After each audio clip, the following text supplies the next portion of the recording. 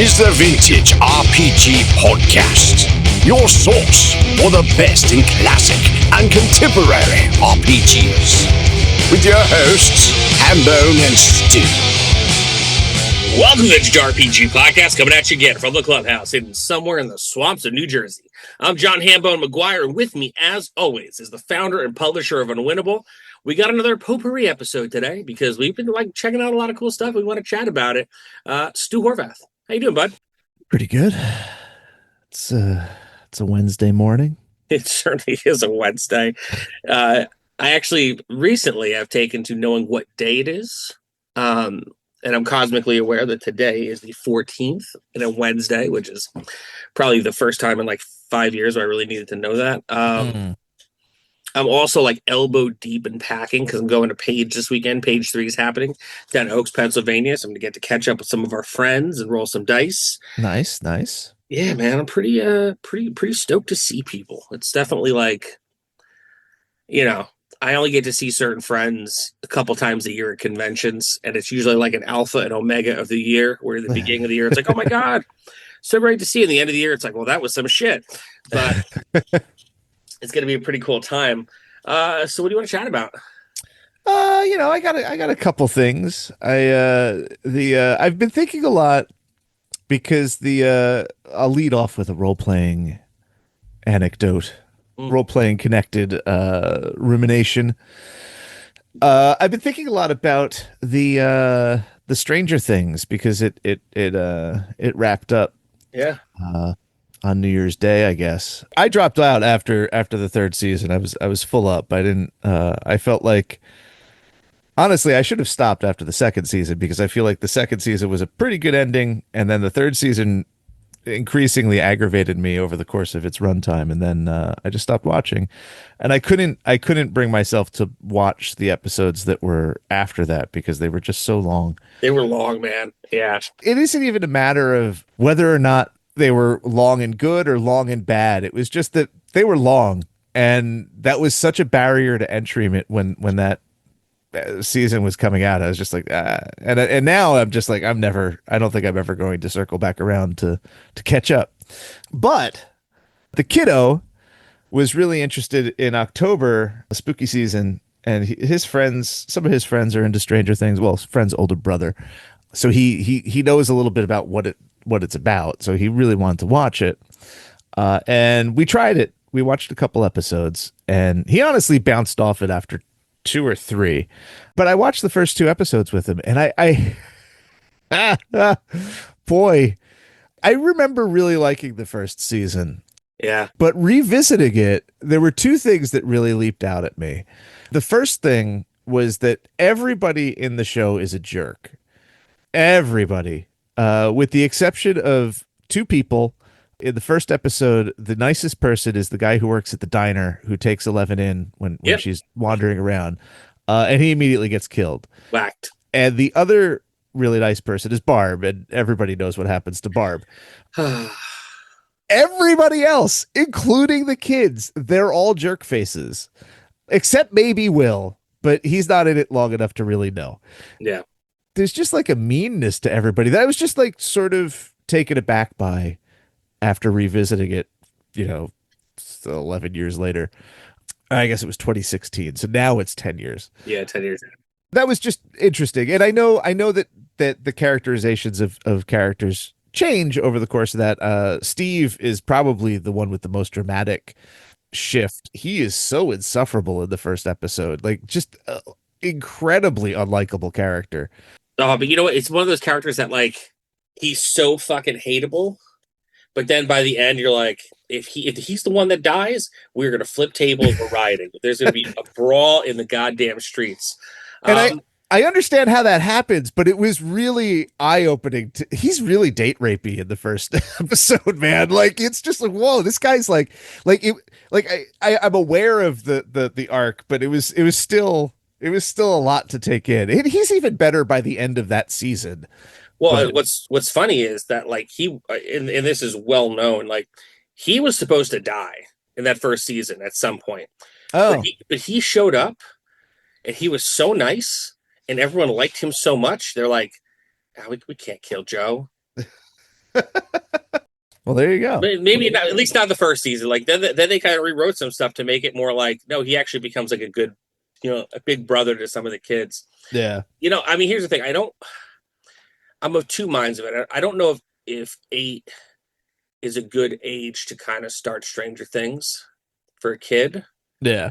But I also don't know if a kid who was born in so far away from like the 80s and the 90s, like if something like that would really kind of fully resonate, like I think the thing about Stranger Things is a lot of people who got really into it, like either their parents were so into it so they felt like they had to be into it, or they were like around the 80s and 90s, or like close enough to it in the early 2000s and aware to know, like, to feel some kind of connection to it, like little kids now, I don't know if they would have that same kind of connection because the world is so different than it was even up until like 2002, Yeah, I think that Jared, I think enough 80s and 70s stuff is just laying around his daily existence that You are he right like about that. Yeah. has a framework for it. But he did really, like, as excited as he was to finally get to watch it, it's not exciting. Like, there's a lot of talking Yeah. and the episodes are really long and heavy. It's not a kid show. Like, I mean, this is a kid who has watched They Live multiple times. So like I don't know where As he should. He needs to be prepared. I mean, like there's a lot of, he can handle a lot. He watched The Fog and like, but like horror stuff is different from like the parental anguish of a lost child, and like the show dwells on that in a long time for a long time. And for him, it's not like that's like upsetting. That's boring. Yeah. So he was just sort of like, I don't even think that there was a big super brawl to the end of the mall, when they finally had to fight that big monster. Really? Like, yeah. Like that's the end of 3 seasons, and every one of those episodes like 45 minutes to an hour and 5. I mean, for me, like I loved the show. I liked the ending. I was fine with it. Of course, like everyone else on the planet, I got opinions. But you know what? In the end of the day, my barometer for everything, my bar, I guess I would say that I set everything by is, did it upset me as much as the Lost ending? and this is far and away much better than the Lost ending. I loved it. I had fun watching it. I will say that it's definitely an interesting thing to watch something where, and granted, we've come up in the 80s when like, kids on like Saved by the Bell already, like that's a bad example. They were actually teenagers, but like most kids in television are like in their early 20s when they're playing like 14, right. 15. But like we're actually like watching these kids kind of grow up in real time, but they're still supposed to be a certain age, but they're clearly far past that. And some of them got Botox. And like it's definitely like an interesting thing to kind of see unfold. The other thought I had was that like people got really kind of pissed about the second half of the season because they broke it up into 3 parts: Thanksgiving, Christmas, and New Year's. Yeah. I think if they had just broken it up into 2 parts and given you the final episode on Christmas with the rest of them, people who didn't like it would have graded it a little better on a curve. But that's interesting. They held the very last episode to New Year's. It wasn't like 2. Yeah, no. Okay. It was odd how they structured it too, because you think as like a corporation worth billions, they would have been like, maybe we stretch it out even further. Like we do in November, you got to hold over that subscription to December. Now you got to hold over that subscription to January because they gave it on December 31st. Yeah. So I thought that was probably a poor financial decision on their part. But especially something on Netflix when you're so used to watching things either all at once or broken up into 2 parts, breaking it up into 3 parts. And the last one was in theaters. Like it's so, I mean, they did a cool thing. I think they gave, the tickets were free per se, but essentially you paid $20 and you got a voucher to spend at concessions, which you were going to buy snacks anyway. So you essentially got the ticket for free, but like it sold out all over the country. People were pumped about it. And I'm happy that people were happy. I was happy. I'm just kind of like, what's going to be the next cultural zeitgeist? Yeah. Well, so the second thing that, again, speaking of zeitgeists, the second thing that struck me going back to Stranger Things season 1, I can't stop thinking about it. It literally it keeps popping into my head and I chuckle about it. So Stranger Things is the ship that launched, you know, the D&D golden age of 5th edition, right? Thank you for the house. Yeah, in part because of the pandemic kind of like juiced it extra, but Stranger Things is what put extra eyeballs, nostalgic, warm feelings about Dungeons and Dragons back on the map. As every year goes by and I've watched how the industry has shifted around, I really more and more truly believe that Stranger Things is the 0 point for that. 100%, without a doubt.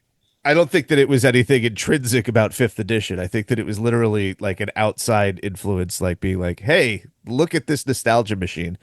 But the funny thing is, it's not Dungeons and Dragons. They're not playing Dungeons and Dragons. No. They're talking about it. It appears to be. It has the visual appearance of Dungeons and Dragons. They use Demogorgon. The name is in Dungeons and Dragons, but when they're sitting in the first episode in the basement and they're talking about the rules of play, it's not Dungeons and Dragons. And I know, like, I'm not trying to, like, I don't care. Right, that's fine. You can do whatever you need to do the fiction, and like if you're, but I think that it's just very funny that it's not, the script isn't doing anything that like is particularly like, you don't need to have them talking about Thaco, right? But like they're just talking about stuff in a way that is just like the people who wrote this don't understand, didn't play Dungeons and Dragons. That like is what comes through to me, and I think I understand why, because it's not in there out of any kind of fondness for Dungeons and Dragons. It's in there because they play Dungeons and Dragons or visually similar to Dungeons and Dragons game in the beginning of ET. And it's a callback to that. Yeah. The nostalgia is for E.T., which is a movie that was very important. They don't care about Dungeons and Dragons. They found a way to care about Dungeons and Dragons and weave it through, but like the actual instance of Dungeons and Dragons wasn't Dungeons and Dragons for its own sake. I really do believe that it was an ET callback, just based on the merits of the idea of it's just not Dungeons and Dragons roles. Like he's like, I needed to roll a 13 or a 9, and I rolled a 9, and it's just like, what are you talking about? You cast Fireball.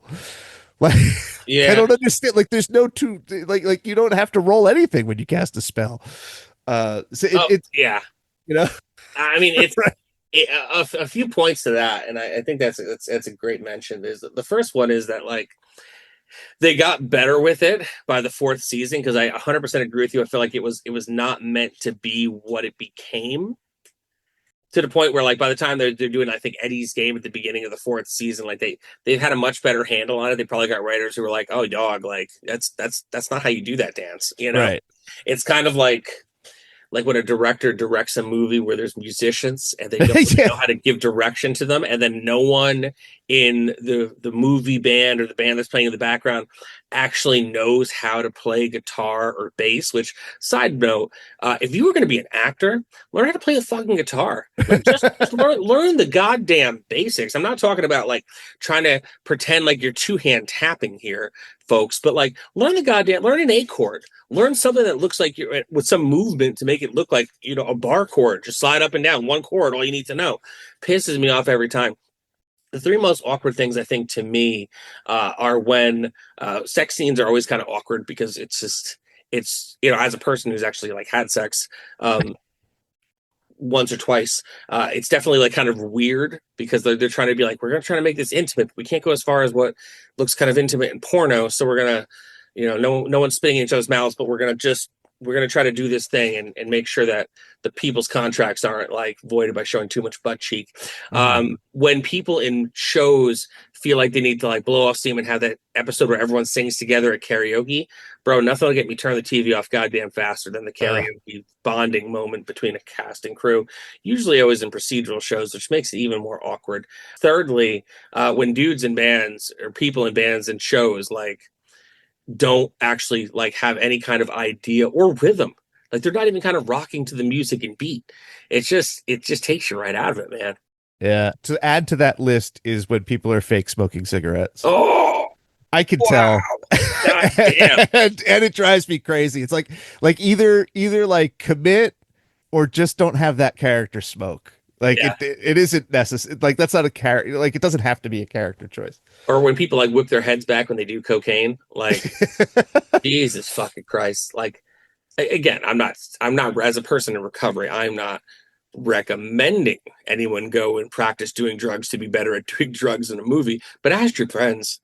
Everyone knows somebody, like, Well, they have like old military guys and cops coming on as like people on set being like, no, that's not how we would do that. Put your finger here on the gun. right. Yeah, Um, like how many movies before 1970 did anybody hold a gun correctly? And even after that, like it's just oh, have you ever seen friggin' John Carpenter's Vampires? James Wood holds a gun like a fucking asshole. Like the way a person who defends the Second Amendment so strongly and vehemently as like James Wood does, he sure doesn't look like he's ever held a gun in his goddamn life.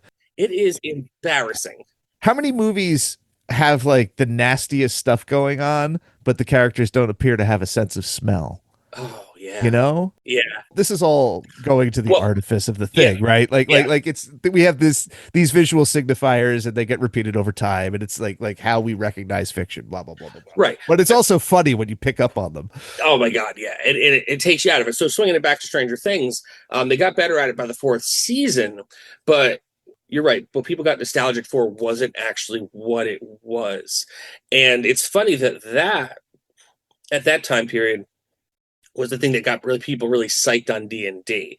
But I will tell you, like for me, what got me psyched, which was always kind of disappointing, the Lord of the Rings movies, some of my favorite movies. I saw those movies, and that's what kind of turned the tide for me to want to play D&D.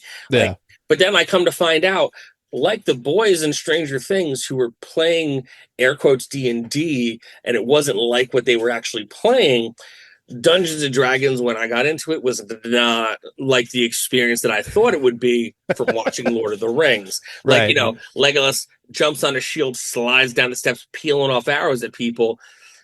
Not quite the same No. one-to-one translation, And I think it's definitely, and that's kind of like my little potpourri point is it's always interesting what leads you to the dance, and then you find out that you're kind of doing the wrong dance. But Sally and I have been we've been rewatching the Lord of the Rings trilogy, the extended cuts Mm. on HBO Max. And Speaking of long, and listen, I do not have, okay, so here's a quick little sidebar. So I generally don't have the attention span for stuff like that. And I'm kind of like, I always say, you've heard me say on the show since Christ left Pittsburgh, 90 minutes. A movie just needs to be 90 minutes. And that's all I need to see. Lord of the Rings, I make an exception for.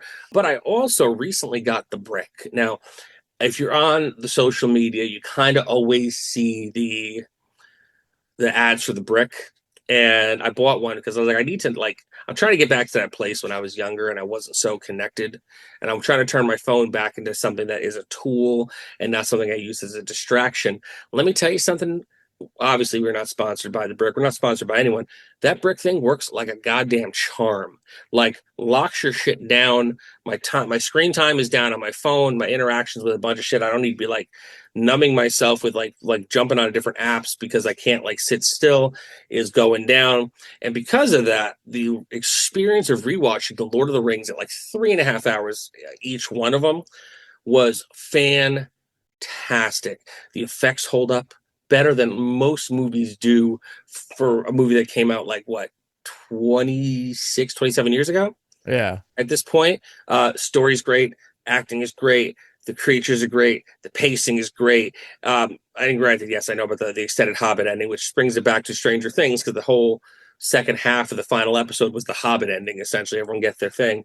But man, I will tell you, like when I watch it, I had that feeling I did when I'd first seen it in theaters, being like, oh wow, I can play that. I want to play Yeah. that. I want to play that. Like, the dudes coming together against this crazy massive threat, just trying to help their buddy get across town. Essentially, that's essentially the whole plot. We're trying to get our buddy across town so he can do his like job. But oh god, all the quotes coming back, speak friend and enter, Malone, like just like everything just felt so good. And it's been a while since I've had that experience where I've kind of rewatched a movie. Like, and granted, I rewatch movies all the time for comfort and for my own fucking sanity. We had a real bad one the other day, so I had to put Monster Squad on. Let's call it what it was.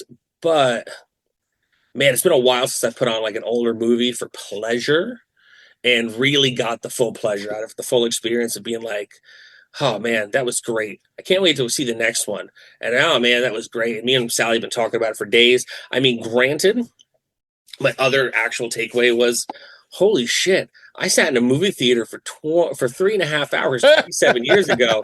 And then I went and did it again and again. It's like, how did I do that? Like, they gave the fucking runtime for the Avengers Doomsday movie that's coming out. It's legit over 4 hours. It's like Ben-Hur. That's crazy. And I'm like, I think I'm just gonna. I don't know. I don't know if I could do it. I gotta pee a lot. I'm a 46-year-old man. Like, I'll drink a big soda and I'm like, oh, I gotta go. Then I gotta go again. And like, I might just wait till it's on TV. There is something to be said for editing. I haven't seen a single trailer for it. I don't know what it's about, who's in it. I know who's directing it, but I know in my heart of hearts that does not need to be a 4-hour movie. Like, it just doesn't. I'm sure that there's easily an hour that I could cut out and make it a better movie. And there's something about like the way those Marvel movies have been made in the last since the end of the Thanos thing, where it's just like they just cram it all in, and it's just like I don't know. It like those movies have such a fixated post energy, and this one seems like it's like fixated postist. They're just like throwing everything at it, and like it's going to be a disaster. Nobody's going to sit and how do you like just think of like in terms of like books, right? You always want to have the book be the smallest possible book it could be, because you got to compete for shelf space. 100%. The smaller your book is, the more of them that can be on the shelf. And as a person who's written a pretty big book, I'm keenly aware of that. Writing a zine afterwards had to feel so good, right? Right. Because I can put a whole lot of them on a shelf. And the same thing is true. Like you can only have, there's only so many hours in the day. Like there's just no way that movie's going to make money the way they think it is. Because like you'd have to run it 24 hours a day. So just to give you some perspective here, because I just did a quick Google of everything.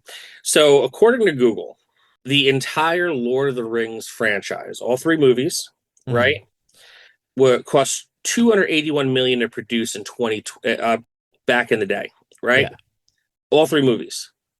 In today's dollars, it would have been $352 million. We'll round up a little bit, right? The Avengers Endgame, one movie, cost $356 million to make. That's insane. Right? I mean, it's something that me and my friends always talk about. Like, it's impossible unless you're doing like a horror movie where like you can keep the budget under like, how much, if you can keep the budget under like 20 to 50 million, you will make a shit ton of money on a horror movie. But like all these other movies, like the last Indiana Jones movie cost like $450 million to make. It's like, you're never going to see that money back. You're never going to see that return on investment. And you're right. I mean, granted, yes, I just did go on and on about the Lord of the Rings at like 3.5 hours extended cut, but like I made that choice. In the theaters, it was a little over 2 hours. But like, it also based on a book that was like very dense. But like, I bemoan the 90-minute movie because editing is cool, man. Not everything needs to be on the page.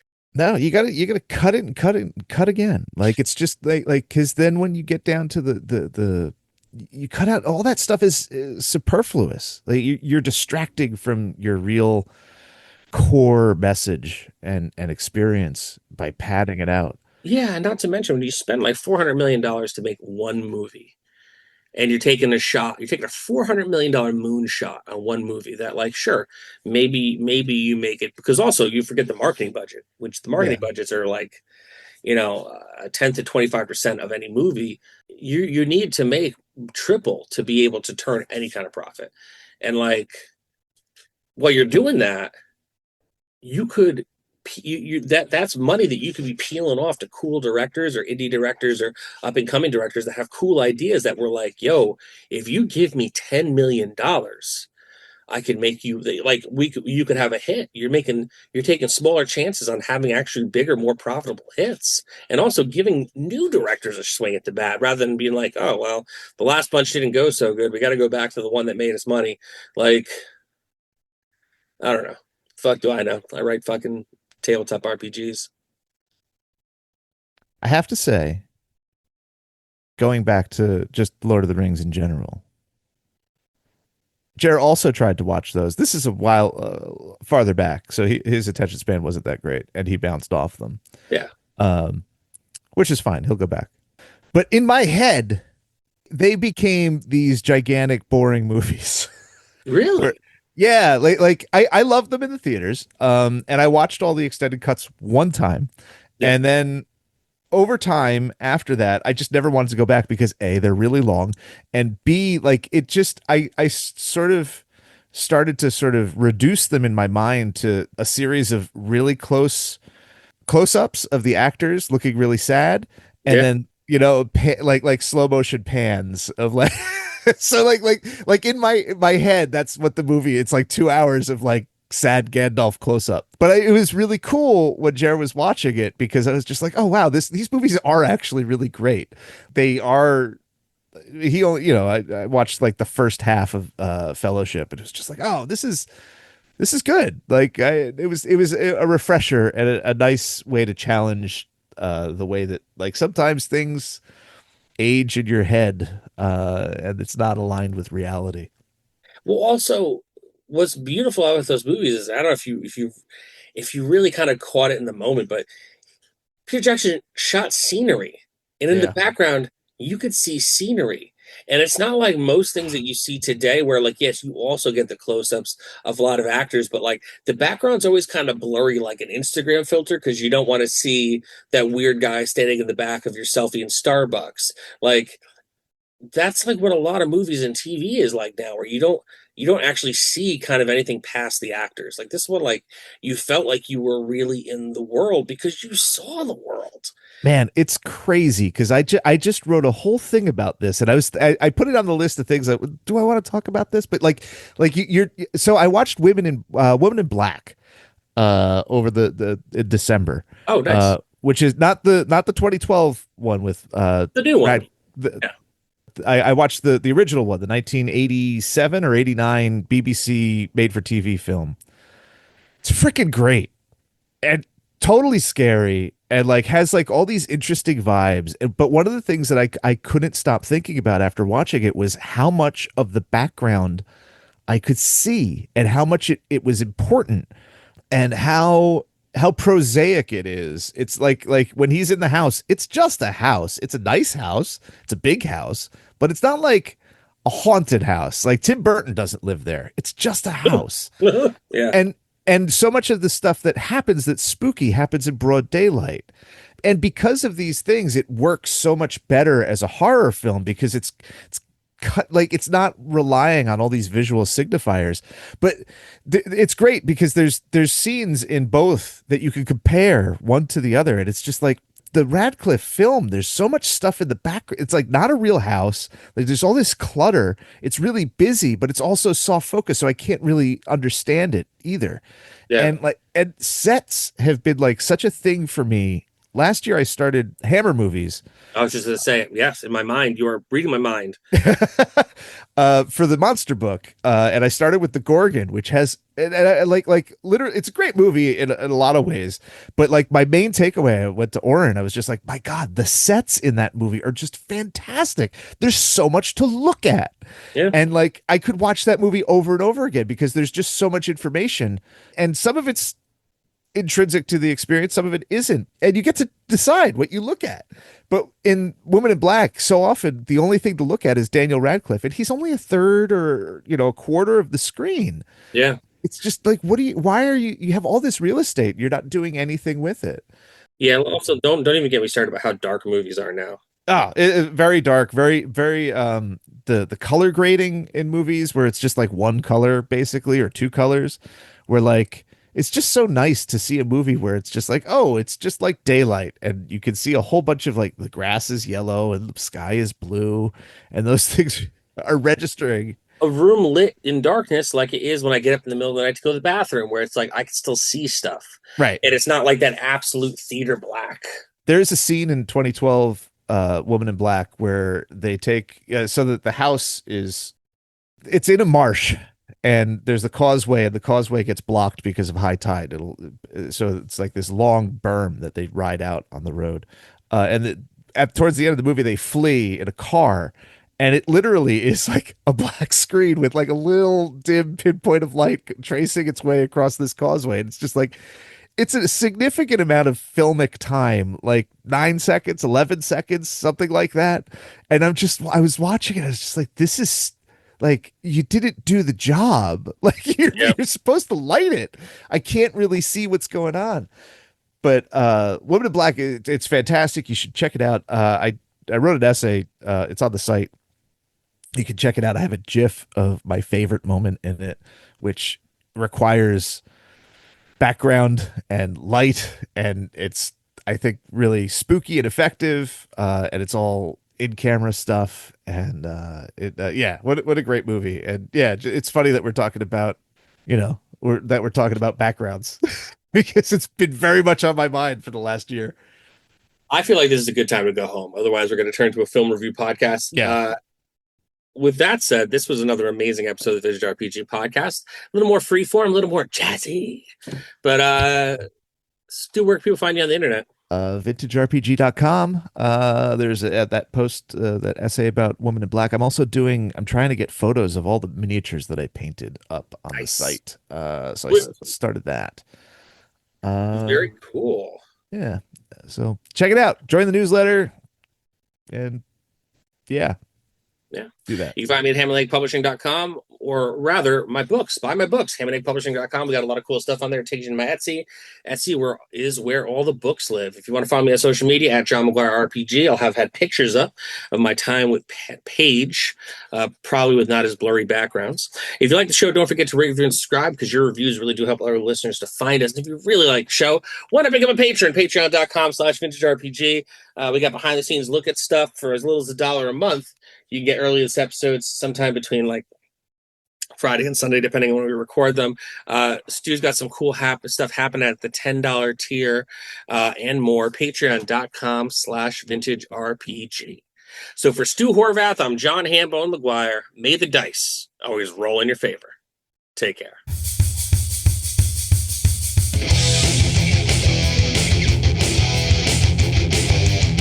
Thanks for listening. The Vintage RPG Podcast is a ham-fisted production. Music by Dead Go West. Art by Schaefer Brown. Edited by R. Alex Murray.